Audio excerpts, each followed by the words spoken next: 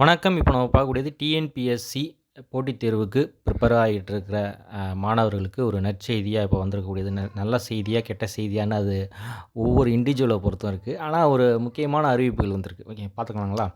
இதை பொறுத்த வரைக்கும் தமிழை ஒரு கட்டாய பாடமாக்கியிருக்காங்க. ஃபஸ்ட்டு அதுதான் ஓகேங்களா. தமிழை கட்டாய பாடமாக்கியிருக்காங்க.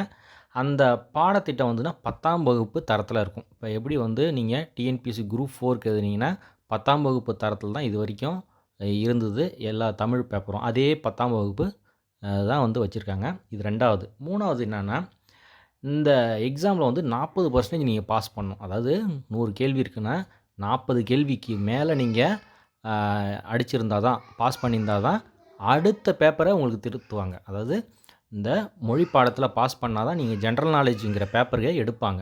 நீங்கள் இது ஒரு வேளை ஃபெயில் ஆகிட்டிங்கன்னா அந்த பேப்பரை கரெக்ஷன் பண்ண மாட்டாங்க. இது 3வது விஷயம். அடுத்தது தொகுதி 1, தொகுதி 2, தொகுதி 2A ஓகேங்களா. குரூப் 1, குரூப் 2, குரூப் 2A இதில் என்ன மாற்றம் பண்ணியிருக்காங்க அப்படின்னா, 2 ஸ்டேஜாக நடக்க போகுது. அது நம்மளுக்கு தெரிஞ்சது தான் ஓகேங்களா. ப்ரிலிமினரி, மெயின்னு நடத்துகிறாங்க. இந்த ப்ரிலிமினரியில் 100 கேள்விகள் வைப்பாங்க ஓகேங்களா. 100 கேள்விகள் மொழி பாடத்துக்குன்னு வைக்க போகிறாங்க. மொழி பாடத்துக்குன்னு எப்போதும் இருக்கிற மாதிரி 100 கேள்விகள் வரை வைக்க போகிறாங்க. அந்த 100 கேள்வியில் 40% அதாவது 40 கொஸ்டினுக்கு மேலே நீங்கள் அடித்தா நீங்கள் மெயின் எக்ஸாமுக்கு நீங்கள் போயிடுவீங்க. அங்கே மெயின் எக்ஸாமுக்கு போனதுக்கப்புறம் மெயின் எக்ஸாமில் இருக்கிற அதுலேயும் உங்களுக்கு இதுக்கு முன்னாடி இருக்கிற சிலபஸில் ஓகேங்களா, இதில் இருக்கிற சிலபஸ் தான் இப்போயும் நீடிக்க போகுது ஓகேங்களா. அதன்படி பார்த்தீங்கன்னா, எழுத்து தேர்வான மொழிபெயர்த்தல், சுருக்கி வரைதல், பொருள் உணர்திறன், சுருக்க குறிப்பிலிருந்து விரிவாக்கம் செய்தல், கடிதம் வரைதல் இதெல்லாம் முதல்லே இருக்குது. முதல்ல இந்த சிலபஸ் தான். இதில் ப்ரிலிமினரி மட்டும் கொஞ்சம் அந்த இங்கிலீஷை எடுத்துட்டாங்க, தமிழை வச்சுட்டாங்க.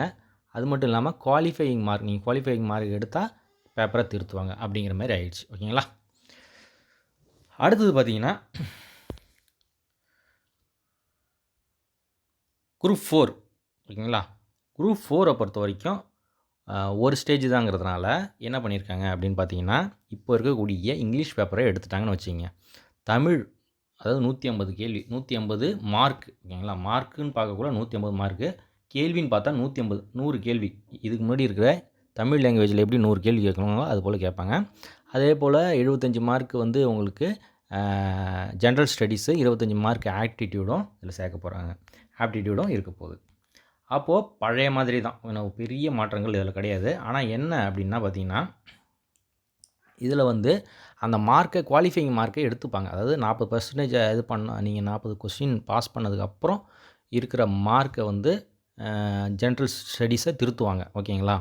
அப்போது இந்த ஜென்ரல் தமிழில் இருக்கிற மார்க்கையும் plus general aptitude, general science, general knowledge அப்படின்னு சொல்லக்கூடிய அந்த செஷனில் இருக்கிற மார்க்கையும் ஓவரால் பண்ணி தான் இந்த ரேங்கிங்கை கொடுப்பாங்க. இப்போ எப்படி நடைமுறையில் இருக்கோ அதே ப்ரொசீஜர் தான். இதில் எந்த மாற்றமும் கிடையாது. என்ன, இந்த எலிஜிபிளிங் மார்க் 40% தாண்டினா தான் ஜென்ரல் ஸ்டடீஸை உங்களுக்கு கரெக்ஷன் பண்ணுவாங்க அப்படிங்கிற ஒரு இது. ஆனால் இதில் என்னென்னா மார்க் எடுத்துப்பாங்க. நீங்கள் ஜென்ரல் தமிழில் இருக்கக்கூடிய மார்க்கு, குவாலிஃபையிங் மார்க்கில் இருக்கக்கூடிய மார்க்கையும் எடுத்துப்பாங்க. டோட்டல் பண்ணி எடுத்துப்பாங்க. வெறும் ஜென்ரல் ஸ்டடீஸ் மட்டும் எடுத்துக்க மாட்டாங்க. அதில் பார்த்தீங்கன்னா குரூப் 1லேயோ குரூப் 2லேயோ அதை ஒரு குவாலிஃபையிங் மார்க்காக மட்டும் தான் தமிழில் இருக்கிறது. அதை கட் ஆஃபில் எடுத்துக்க மாட்டாங்க. கட் ஆஃபில் ஜென்ரல் ஸ்டடீஸை மட்டும் தான் எடுத்துப்பாங்க அப்படின்னு சொல்லியிருக்காங்க. இதுதான் ரெண்டுத்துக்கும் இருக்கக்கூடிய வேறுபாடுகள். அப்போது மெயினாக தெரிஞ்சுக்க வேண்டியது, ஜென்ரல் இங்கிலீஷ் படித்தவங்க இனிமேட்டு இந்த எக்ஸாம்லாம் நீங்கள் மாறிக்கணும். அதாவது ஜென்ரல் தமிழுக்கு மாறிக்கணும் அப்படிங்கிற மட்டும்தான் இதில் தெரியுது. அதுபோல் இப்போ இருக்கக்கூடிய பேட்டர்ன் மேக்ஸிமம் குரூப் 4ல் இப்போ இருக்கக்கூடிய பேட்டர்ன் மாறாது.